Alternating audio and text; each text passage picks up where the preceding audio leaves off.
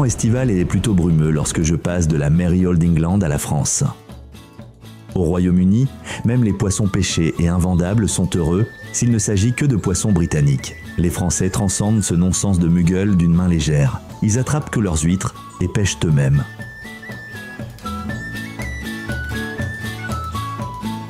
Le cormoran que je rencontre sur la belle piste cyclable qui longe le canal Brest-Nantes est donc un vrai Français dans tous les sens du terme. Il ne ménage pas ses efforts pour un bon repas. Il est déterminé et persévérant. À la fin, il a l'air très satisfait et comme si rien de spécial ne s'était passé. Il attend déjà avec impatience son prochain repas. Oh, si seulement il pouvait savourer Rees-Mogg en guise de dessert. Les nuages sont également bas dans le port de Roscoff, mais c'est là que commence une excellente piste cyclable qui comprend 3 itinéraires. L'Eurovélo 1 sur laquelle je parcours maintenant quelques milliers de kilomètres, l'Eurovélo 4 qui mène de Roscoff à Kiev et que je veux explorer dans un avenir pas trop lointain, et enfin la piste cyclable nationale de Bretagne.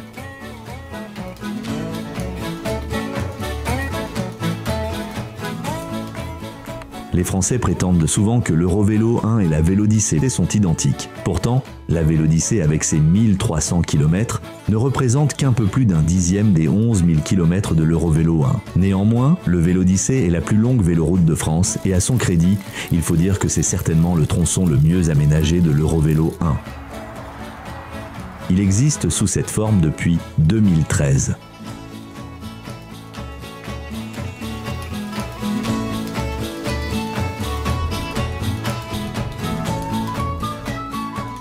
Comme il ne me reste que l'après-midi après la traversée du canal, ma destination pour le premier jour est Morlaix. J'atteins la ville à 18 h après un bref arrêt à Saint-Paul-de-Léon.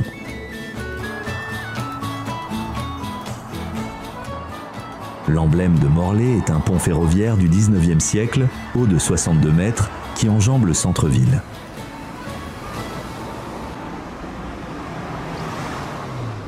À partir d'ici, l'Eurovélo 1 ne longe plus la côte, mais traverse l'intérieur de la Bretagne.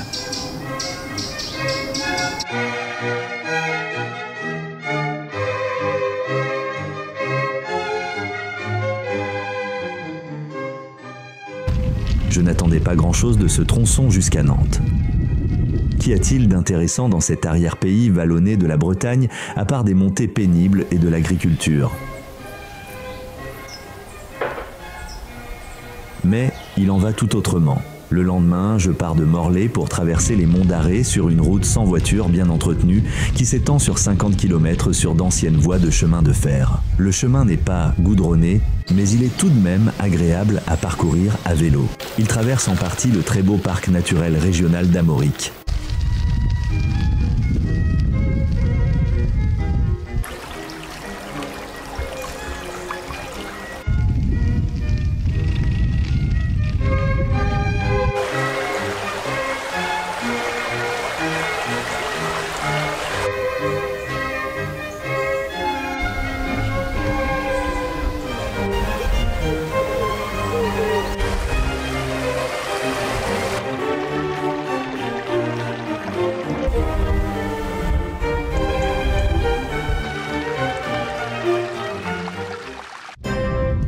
Juste avant d'arriver à Glomel, ma destination du jour, la piste cyclable rejoint le canal de Nantes à Brest. Il a été inauguré en 1842 et la piste cyclable qui longe ses berges était bien mieux aménagée que celle qui longe le canal du Midi. Pendant les 3 jours suivants, je suis essentiellement ce canal jusqu'à Casson, tout près de Nantes. Outre Casson, je passe la nuit dans les petits villages de Rohan et Peylac. La route le long du canal est très pittoresque et la piste cyclable est excellente. Napoléon, qui a ordonné la construction du canal en 1811, en serait certainement fier. Le canal n'est plus utilisé depuis la Seconde Guerre mondiale, car les coûts de stratégie de transport sont trop élevés. Mais entre-temps, comme beaucoup de canaux en France, il devient de plus en plus une attraction touristique. Le tourisme en péniche joue un rôle important, même si le canal n'est plus navigable sur toute sa longueur.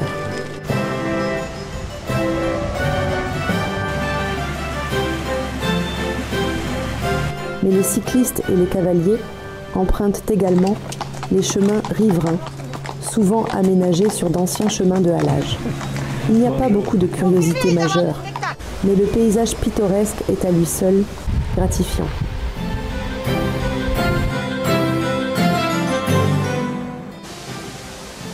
Le canal et les régions voisines ayant perdu de plus en plus de leur attrait qu'on impact économique, la piste cyclable passe non seulement devant les ruines d'anciennes abbayes, mais aussi devant des ruines industrielles du XIXe siècle.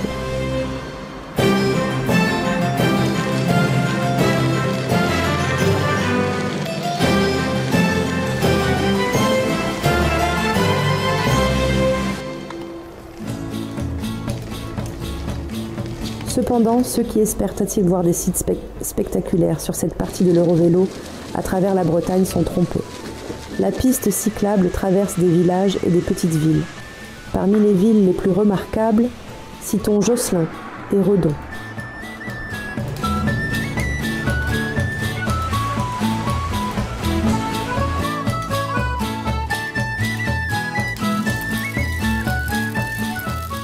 Josselin se trouve à peu près à mi-chemin entre Roscoff et Nantes. Le château de Josselin s'élève de façon pittoresque au-dessus de la rivière Oust, qui fait partie du canal Brest-Nantes. Vers la rivière, le château montre son côté gothique. Il a été fondé il y a environ 1000 ans et est le château des ducs de Rohan. L'un des rares aristocrates à avoir pu empêcher la République de s'emparer de ses biens nobles à l'aide d'impôts.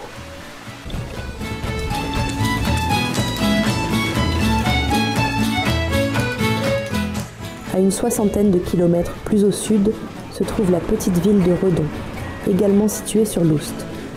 La ville s'est développée autour d'une abbaye construite dès 832. Elle a été supprimée pendant la Révolution française.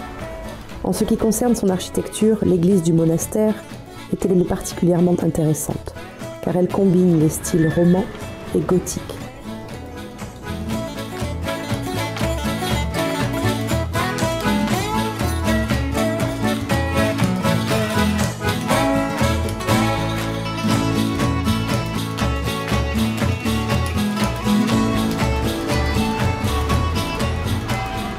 Deux monastères dignes d'intérêt se trouvent également sur les rives du canal. Le premier, c'est l'abbaye de Bon Repos, magnifiquement restaurée et transformée en musée. Elle se dresse à une trentaine de kilomètres au nord de Pontivy. Cet ancien monastère cistercien a lui aussi été victime de la Révolution française, mais il a été sauvé de la décrépitude au cours des 30 dernières années. Une route très pittoresque commence juste derrière l'abbaye. Elle longe le lac de Guerledan, un réservoir entouré de forêts.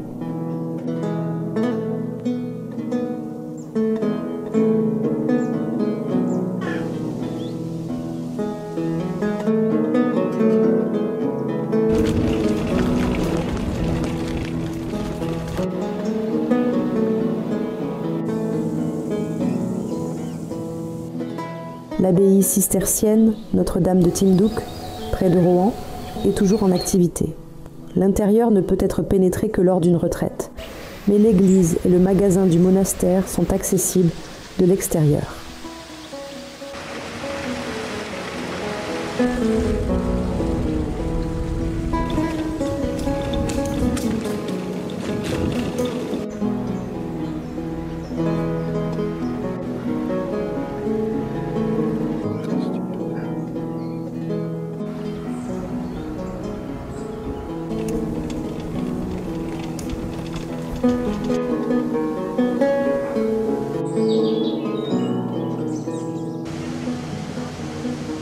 De Casson, l'Eurovélo, un continu vers Nantes. Il ne fait aucun doute pour moi que Nantes est l'une des villes les plus vivantes, les plus belles et les plus intéressantes de France.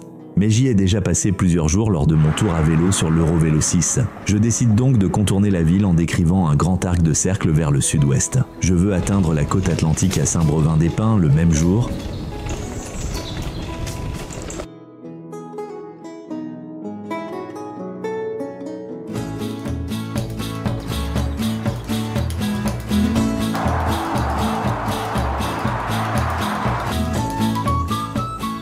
J'utilise la même liaison par ferry vers la rive gauche de la Loire que celle que j'avais déjà utilisée lors de mon tour à vélo sur l'Eurovélo 6. Il relie le Paradis, l'une des banlieues ouest de Nantes, aux pèlerins.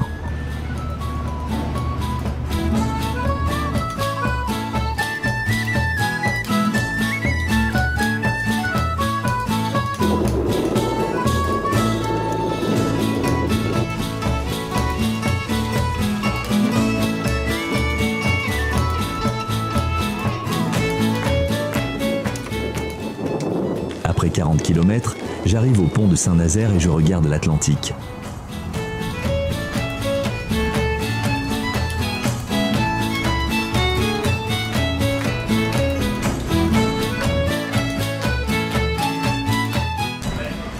À Saint-Brevin, vous avez parcouru un tiers de la Vélodyssée.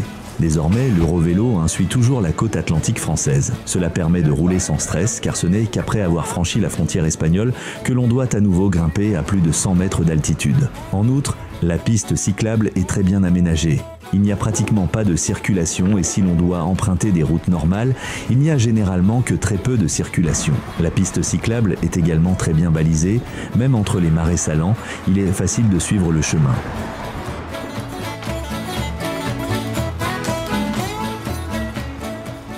Peut-être que certains planificateurs irlandais de pistes cyclables devraient prendre le temps de visiter et d'expérimenter ce à quoi ressemble une piste cyclable européenne bien conçue.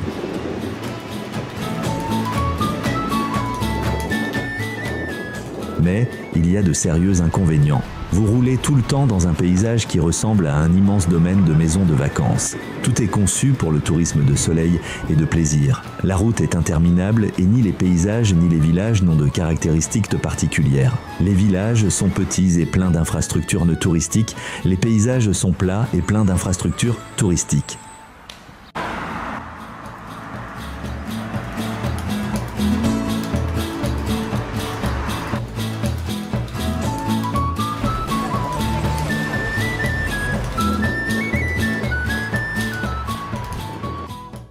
Le premier jour du voyage côtier, je me rends à vélo de Saint-Brevin à l'île de Noirmoutier. Je longe d'abord la Côte de Jade, qui est une destination de vacances très prisée des Français. L'infrastructure est donc dense et on peut facilement observer les deux principales activités de loisirs.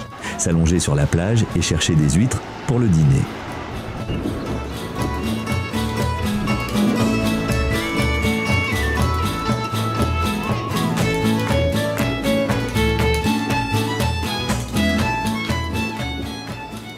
Au sud des Moutiers, en Retz, commence la zone des Salines, où l'on a longtemps produit la quasi-totalité du sel de table du Royaume de France. Aujourd'hui, les salines ne sont plus aussi importantes. Je serpente à travers les bassins sur un parcours assez long, car je ne peux malheureusement pas emprunter le passage du Gol pour me rendre à Noirmoutier en raison de la marée haute. Cette route intéressante sur le fond marin ne peut être empruntée qu'à marée basse. Mais la traversée du pont de Noirmoutier au crépuscule est aussi une expérience impressionnante.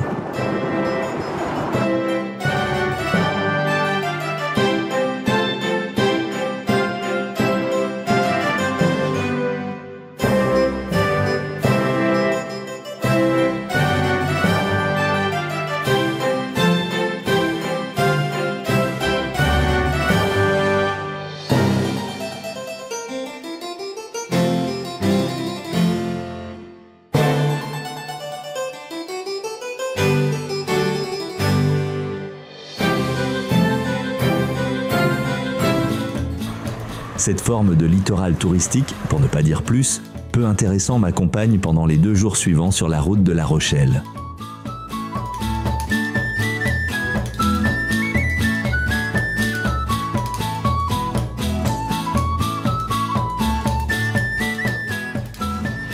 Je m'arrête au Sable d'Olonne, l'une des principales stations balnéaires de la haute société parisienne de la Belle Époque. Manger, bronzer, nager, peut-être faire une croisière en yacht, voilà qui résume les activités. Je ne comprends pas comment on peut passer 4 semaines de vacances d'été à ne rien faire d'autre. Mais apparemment, c'est ce qui plaît à la plupart des Français.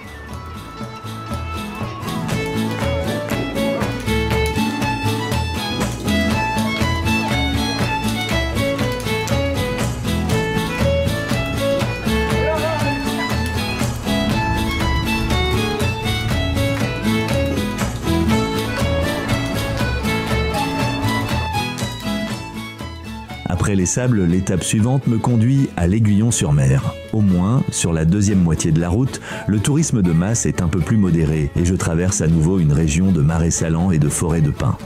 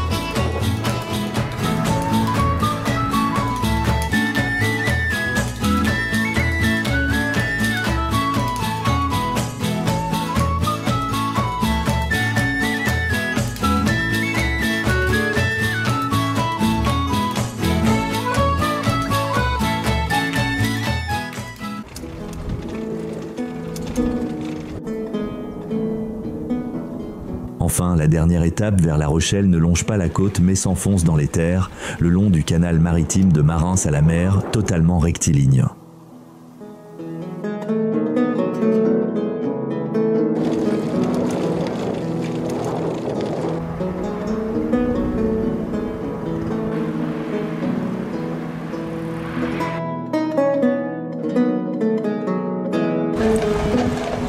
La Rochelle, avec ses 75 000 habitants, est l'une des rares grandes villes de la côte atlantique française.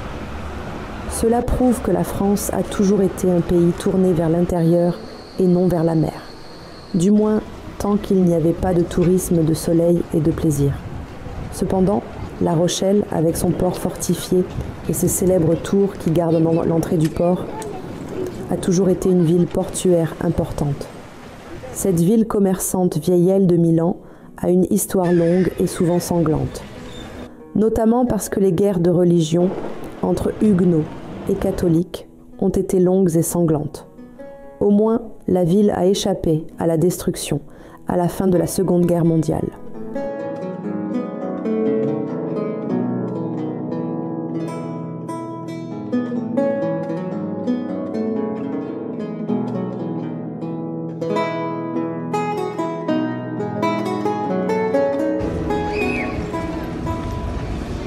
Je termine mon voyage à vélo, 2019 à La Rochelle, avec l'intention de le poursuivre au printemps suivant.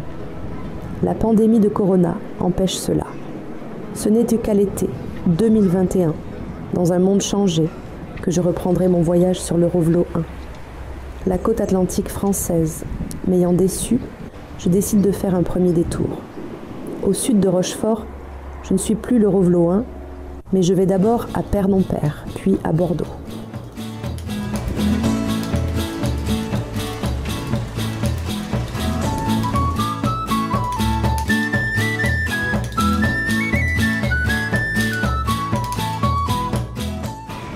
Rochefort, qui fut l'un des principaux ports de la marine française, n'est plus sur la côte atlantique.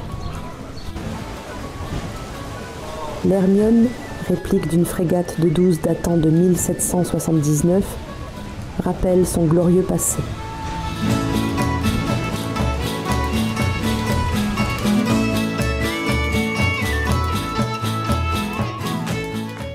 Le bâtiment de l'ancienne corderie royale, sur les rives de la Charente, en est un autre.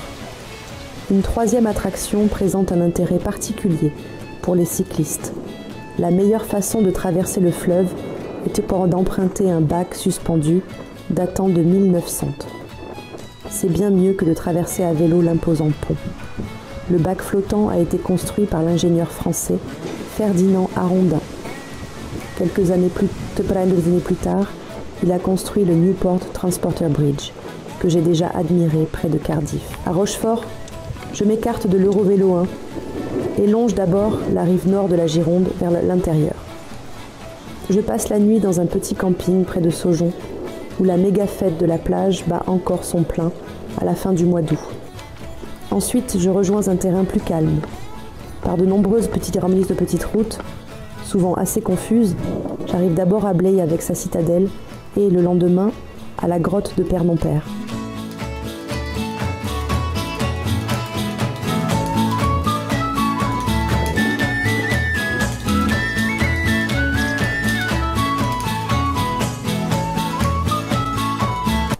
L'accès se fait uniquement sur rendez-vous. Contrairement à ce que l'on pourrait croire, cela se passe très bien, même en anglais. La visite guidée est très professionnelle et montre une fois de plus que les Français peuvent le faire s'ils le veulent. Père non père a été découverte en 1881. Il s'agit d'une grotte relativement petite qui contient principalement des gravures. Les plus anciennes sont datées de l'INSEE de 33 000 à 26 000 ans. C'est l'une des rares grottes préhistoriques d'Ankorakonda qui est encore accessible dans leur état d'origine. Bien entendu, la photographie est strictement interdite à l'intérieur. Après ma visite de la grotte, je pars en direction de Bordeaux. Je traverse d'abord le pont à poutres en treillis de Cubzac. Il enjambe la Dordogne et a été conçu par Gustave Eiffel. Contrairement à son prédécesseur, un pont suspendu, il a résisté jusqu'à présent à toutes les tempêtes. Peu après, je rencontre les premières pistes cyclables qui me conduisent sans encombre à mon hôtel à Bordeaux. Il est situé dans les bassins à flot, un nouveau quartier à l'ouest de Bordeaux. C'est également là que se trouve la nouvelle attraction de Bordeaux, la Cité de Vin. On peut accéder à ce quartier par le pont Jacques Chaban-Delmas, qui est également nouveau et hyper moderne. Il s'agit de l'un des plus grands ponts levants du monde, sous lequel peuvent même passer des bateaux de croisière. La principale occupation des Français semble être de manger et de boire, à toute heure du jour et de la nuit. Pourtant, on voit rarement des Français en surpoids, et quand on en voit, ce sont surtout des Espagnols. Un mystère.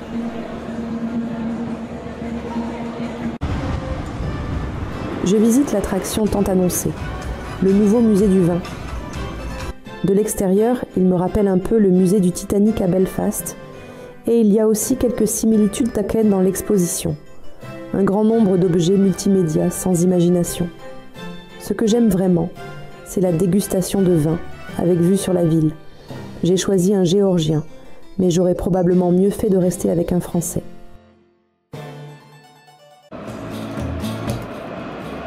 Après 2 jours, je repars de Bordeaux en direction de l'ouest. Après une 50aine de kilomètres, j'arrive à Arcachon et je rejoins l'Eurovélo 1.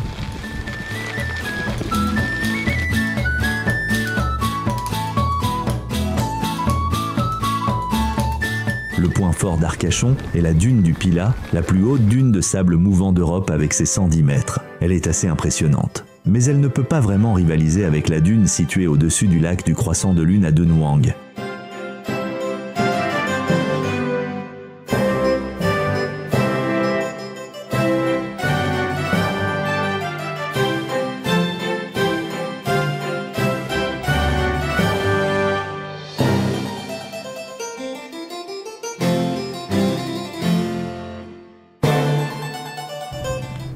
Depuis Arcachon, la Vélodyssée se poursuit sur 220 km jusqu'à la frontière à Hendaye.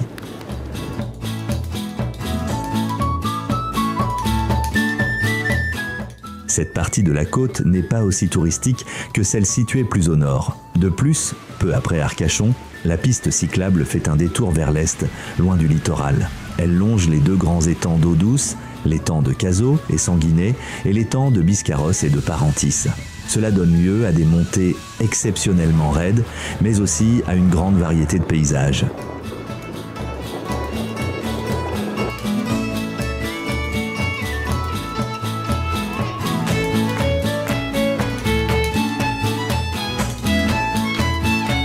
Je passe la nuit à Mimizan-Plage le premier jour et à Cabretonne le second.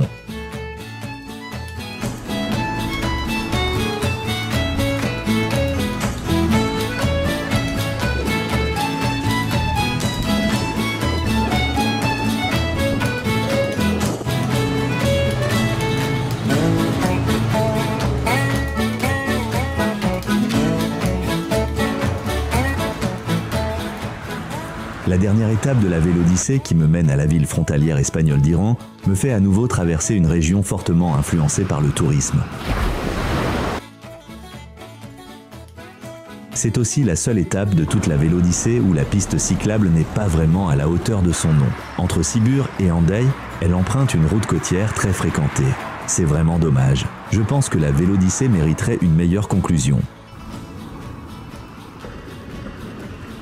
Comme le temps n'est pas du tout engageant, le ciel est nuageux et il y a quelques averses, je suis content quand j'arrive à la frontière et que je la traverse pour aller à Irún. Comme il se doit en Europe, il n'y a pas vraiment de frontière. La langue passe du français à l'espagnol. Et à l'hôtel, on ne veut plus voir l'application Covid Pass, mais ma carte d'identité. Eh bien, les Pyrénées m'attendent.